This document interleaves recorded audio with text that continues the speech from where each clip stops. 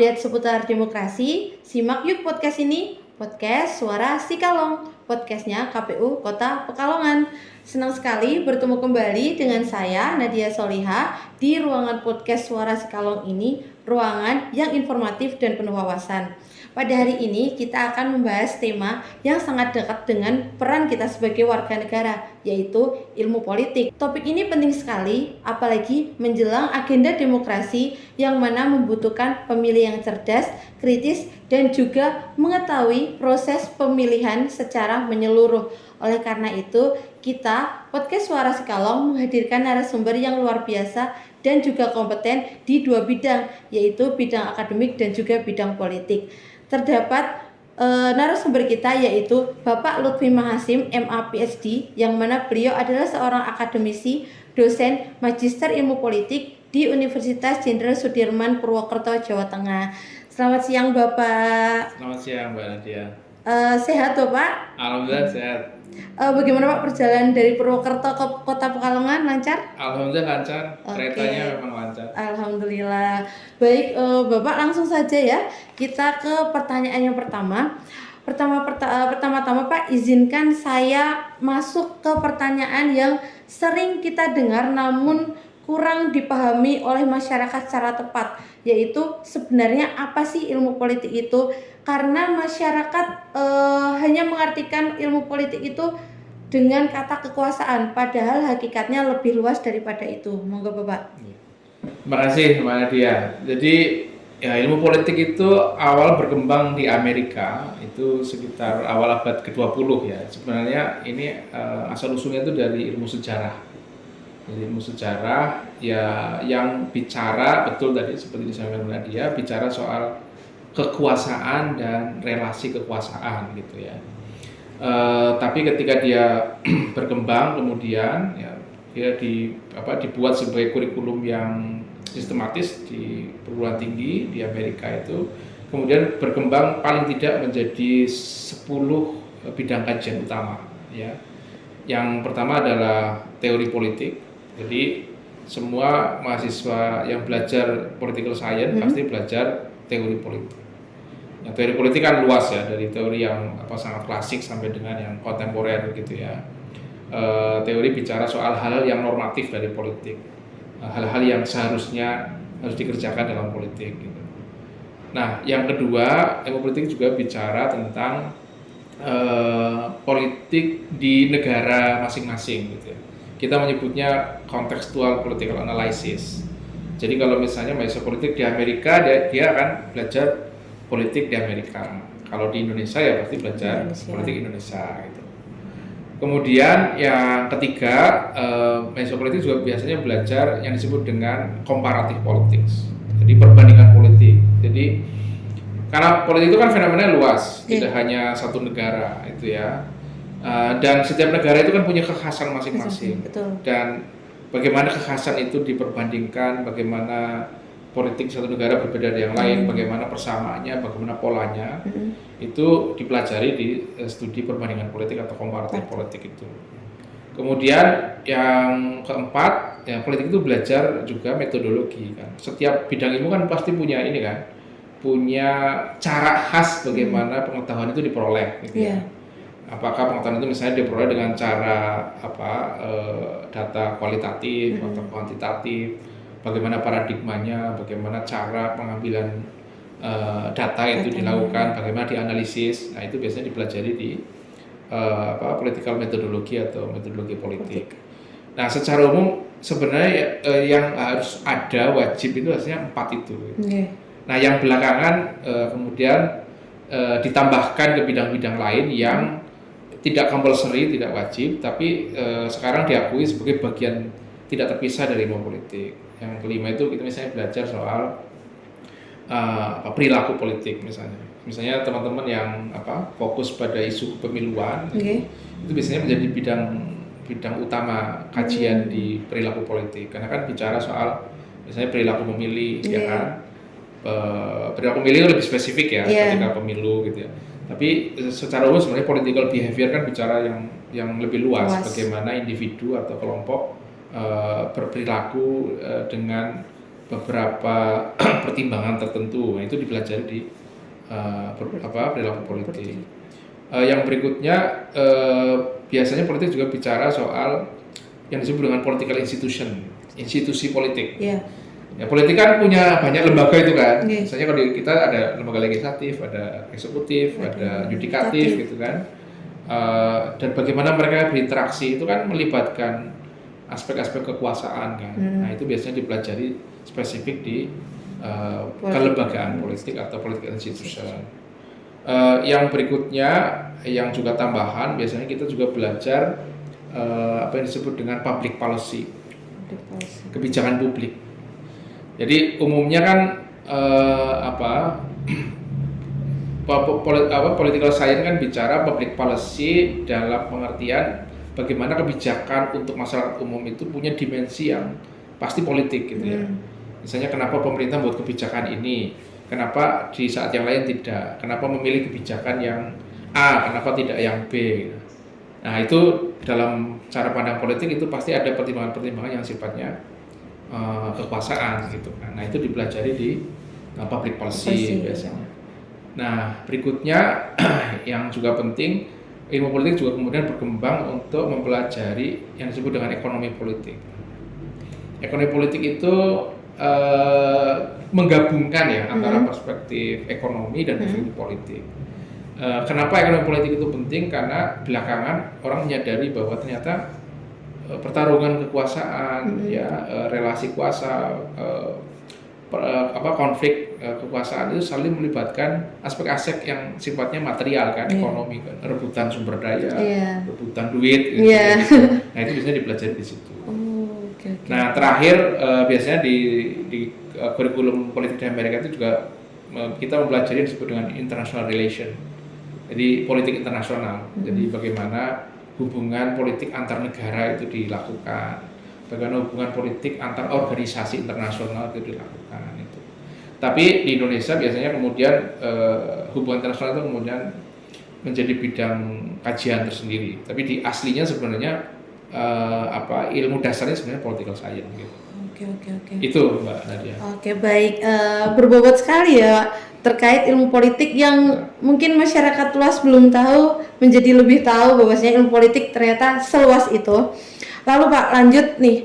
Sebenarnya mengapa Pak kita perlu belajar ilmu politik? Apa urgensinya bagi masyarakat, terutama bagi para generasi muda yang nantinya akan menjadi aktor utama dalam demokrasi di negara ini, Pak? Ya, saya kira satu karena bidang kajian ini kan bidang kajian yang secara normatif kan belajar hal-hal yang menyangkut kepentingan publik kan, kepentingan masyarakat kan. Jadi misalnya orang politik yang spesifik belajar misalnya tata kelola demokrasi misalnya. Ya, kita harus tahu bahwa demokrasi itu bukan hanya sekedar teknis orang datang ke TPS, nyoblos gitu kan. Tapi gagasan besar di balik itu apa sih gitu. Anda misalnya akan ditanya ketika kita milih itu sebenarnya pertimbangannya selain senang misalnya dengan kandidat, itu kan pasti ada gagasan besar yang ingin dicapai kan. Kita ingin misalnya punya pemerintahan yang lebih baik, pemerintahan yang amanah misalnya, pemerintahan yang mau bekerja untuk kepentingan masyarakat. Gitu. Nah, ilmu politik belajar itu. Bagaimana menghasilkan misalnya proses kandidasi politik yang bagus, bagaimana tata kelola pemilu, tata kelola partai itu dilakukan dengan benar gitu kan. Karena ujungnya pada akhirnya kan ketika proses kandidasi jabatan politik dilakukan dengan benar sesuai dengan prosedur yang tadi misalnya kita sepakati demokrasi gitu, ya harapannya nanti hasil akhirnya adalah menghasilkan tadi maslahat atau kebaikan bersama dalam bentuk kebijakan yang memihak masyarakat. Gitu. Kira itu. Baik Pak, kalau kita sebagai masyarakat umum nih Bapak, kita kan yang terjadi sekarang ya, kalau terjadi suatu pemilihan umum, masyarakat hanya melihat terlepas dari adanya money politik ya Pak, melihat tuh hanya ini. Nah, dari Bapak sendiri untuk masyarakat umum nih, kira-kira apa ilmu politik yang harus kita pegang Pak? Dasar-dasar saja gitu, supaya kita bisa lebih mempertimbangkan dan bisa menjadi pemilih yang lebih cerdas. Ya saya kira kata kuncinya, saya kira kita harus menjadi masyarakat yang melek informasi ya. Jadi politik ini kan sebenarnya perkara yang kalau disederhanakan itu kan perkara kelompok elit ya. Ya soal bagaimana mereka menjalankan kekuasaan. Nah tapi politik kita sekarang ini juga kan makin populis kan, makin membutuhkan populis itu dalam pengertian positif kan bisa dipahami makin membutuhkan partisipasi publik yang luas, mendalam gitu kan. Karena ya saya kira kita tahu semua bahwa prinsip dasar demokrasi kan misalnya suaranya dari rakyat untuk rakyat gitu kan, oleh rakyat gitu ya. Nah itu sebenarnya prinsip yang sederhana tapi dalam. Iya betul. Karena apa? Karena filosofi dasarnya adalah ketika kita punya informasi yang bagus tentang proses politik, maka kita tidak akan mudah tergiur dengan tadi misalnya politik, hoax, betul. Ya kampanye hitam dan lain-lain gitu. Dan itu saya kira secara sosiologis akan berdampak positif bagi masyarakat karena masyarakat akan sadar penuh bahwa hak dia itu harus diartikulasikan dengan cara yang bertanggung jawab. Betul. Dan itu hanya mungkin dilakukan kalau kita sadar dan tahu politik, melek politik. Gitu. Berarti memang ilmu politik ini kan perlu disalurkan kepada masyarakat tentunya melalui pendidikan politik ya Bapak. Nah berkaitan dengan hal tersebut, Komisi Pemilihan Umum itu kan terkenal di kalangan masyarakat hanya sebagai teknis penyelenggara. Padahal di balik itu kita Komisi Pemilihan Umum itu juga memiliki tanggung jawab yang harus diemban untuk memberikan edukasi ataupun sosialisasi berupa pendidikan politik kepada para pemilih seperti itu. Nah, menurut Bapak apakah pendidikan politik itu penting dan apakah peran KPU atau Komisi Pemilihan Umum ini juga penting dalam menyalurkan pendidikan politik itu kepada masyarakat luas, Bapak? Ya, saya kira kalau secara legal formal, saya kira posisi KPU sangat strategis ya untuk memberikan pendidikan politik kepada masyarakat luas gitu kan. Satu, tentu karena tadi secara amanah undang-undangnya memang lembaga yang diberikan kewenangan kan melakukan itu. Bahwa kemudian persepsi di masyarakat itu seolah-olah KPU itu hanya teknis penyelenggaraan, ya memang tidak bisa dibantah bahwa memang fokus kerjanya itu. Tapi kan kerja itu kan sebenarnya kerja-kerja ya ketika siklus pemilu kan. Tapi kan di antara siklus itu kan sebenarnya panjang itu. Betul. Ya masalahnya kan pendidikan politik itu kadang-kadang itu hanya dipahami ketika proses siklus kampanye kan. Padahal harus dibedakan antara pendidikan pemilih dengan pendidikan politik. Kalau pendidikan pemilih itu memang spesifik hanya soal menyalurkan suara ya, selama proses pemilu itu ya. Padahal pendidikan politik lebih luas dari itu. Pendidikan politik itu justru urgennya itu justru di jeda di antara dua itu. Ketika seorang kandidat yang mungkin di legislatif atau di eksekutif sudah terpilih, kalau orang yang sadar dengan politik justru di saat yang paling penting antara setelah penetapan hasil, setelah misalnya dilantik sampai dengan siklus pemilu berikutnya itu justru yang paling penting karena tadi kan diuji kan, apakah pilihan kita itu benar apa enggak, apakah orang yang terpilih itu bisa mengeksekusi kebijakan dengan baik apa enggak, apakah dia mau mendengarkan suara rakyat apa enggak, itu justru kan yang paling penting kan di situ. Yang jangka waktunya jauh lebih lama ya kan. Ya kampanye paling cuma berapa sekarang? 1 bulan. Nyoblos ya dibatasi kan jam 7 sampai jam 1. Tapi kesadaran politik untuk mengawal itu kan 5 tahun. Ya. Nah, itu yang kadang-kadang perlu terus disampaikan ke masyarakat dan saya kira KPU tidak bisa sendirian ya. KPU tidak bisa sendirian, dia harus melibatkan lintas panggung kepentingan gitu. Bisa dari kampus, bisa dari masyarakat sipil, bisa dari ormas ya. Jadi kolaborasi saya kira pendidikan politik dilakukan. Oke, baik Bapak. Seperti yang ini langsung ke background Bapak ya. Bapak kan telah diperkenalkan di sesi awal di perkenalan bahwasanya Bapak Lutfi ini adalah seorang dosen atau akademisi. Nah, selama mengajar nih Pak, apa saja hal yang menarik untuk dipelajari dari bidang ilmu politik ini? Barangkali ini bisa menjadi daya tarik masyarakat untuk bisa satu persatu mencoba mempelajari yang menarik dulu gitu. Apakah dari aspek kebijakannya atau perilaku pemilihnya, demokrasi atau hal lainnya Pak? Monggo. Ya, ya memang saya jadi dosen sudah hampir 25 tahun ya, dan tentu banyak hal yang setiap generasi yang saya ajar misalnya di kampus tuh punya cerita sendiri-sendiri yang semuanya menarik sebenarnya. Gitu. Tapi dari sisi perspektif keilmuan yang jelas political science itu sudah berkembang jauh lebih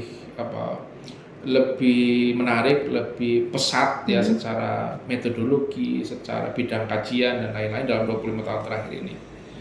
Dulu misalnya waktu awal saya mengampu mata kuliah di tahun 2001 misalnya, isu penting yang selalu dipelajari di bidang kajian kita kan misalnya transisi demokrasi gitu ya, bagaimana penguatan demokrasi, konsolidasi gitu ya.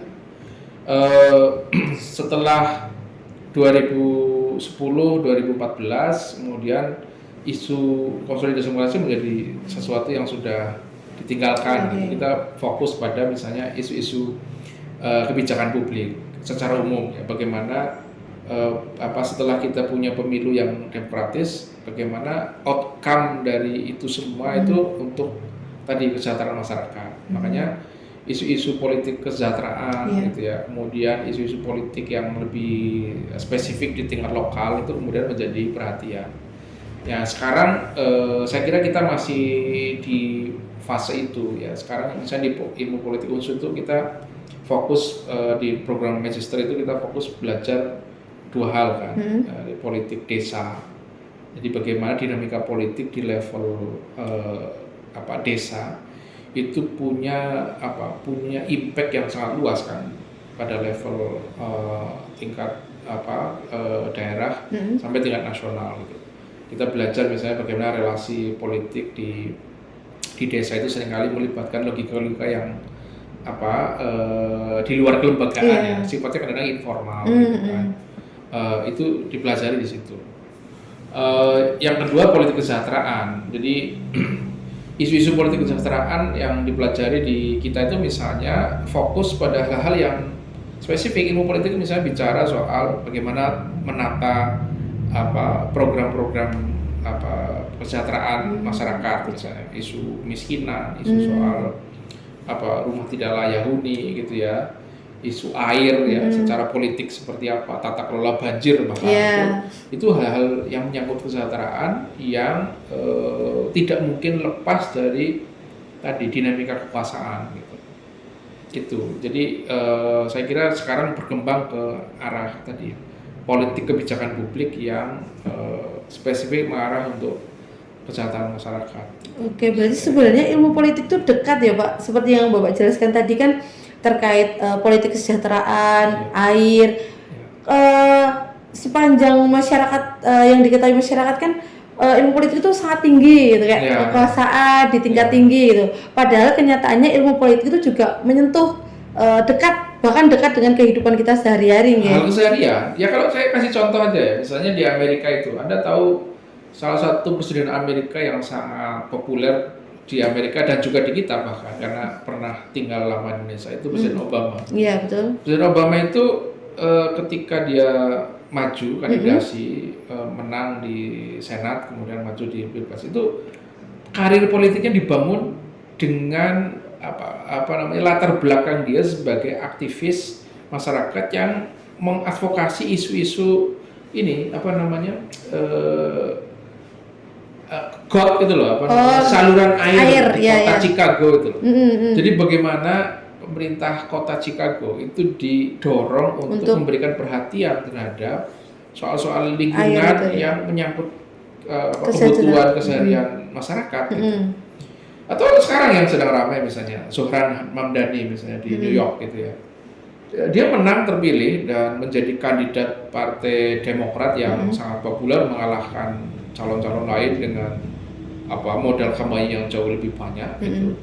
Itu bukan semata dia energinya anak muda gitu. Usianya kan belum ada 40 tahun kan, 34 atau berapa gitu. Tapi ada satu pesan yang saya kira menarik secara politik dari seorang kandidat ini.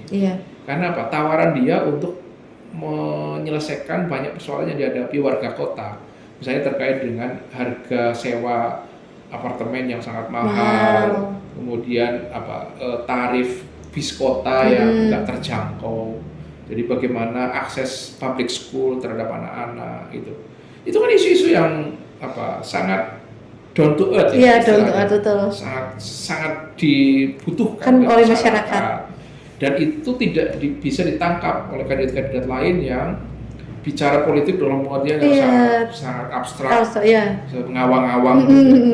Nah, saya kira di Indonesia akan mengarah begitu, saya kira, karena kita sudah mulai memasuki fase yang disebut dengan pendalaman demokrasi, deepening demokrasi. Itu kan bicara bahwa partisipasi masyarakat itu harus meaningful. Meaningful itu tidak hanya tadi berhenti di proses pemilu, tapi harus berlanjut, yang berlanjut di antara dua itu, sehingga pemimpin yang terpilih, kebijakan yang dilahirkan itu memang menyelesaikan memberikan impact langsung yang mereka hadapi.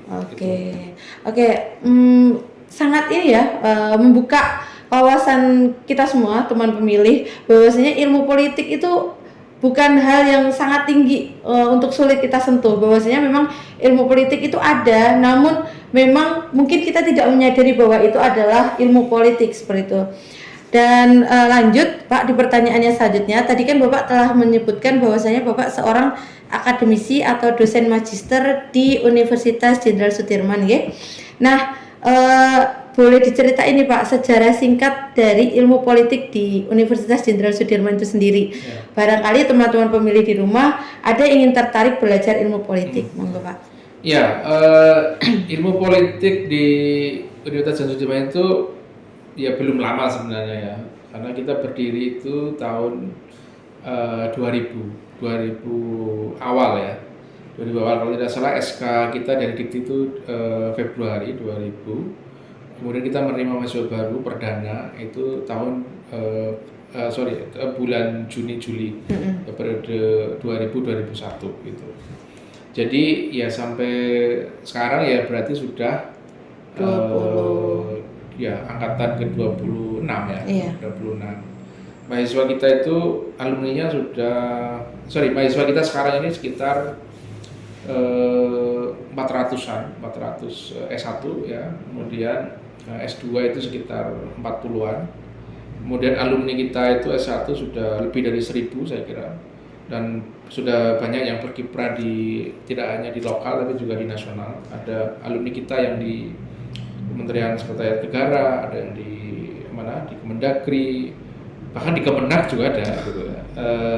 Di Kementerian Tenaga Kerja, kemudian ada di Kemenham, di Direktorat Ditjen Imigrasi kalau tidak salah itu juga ada.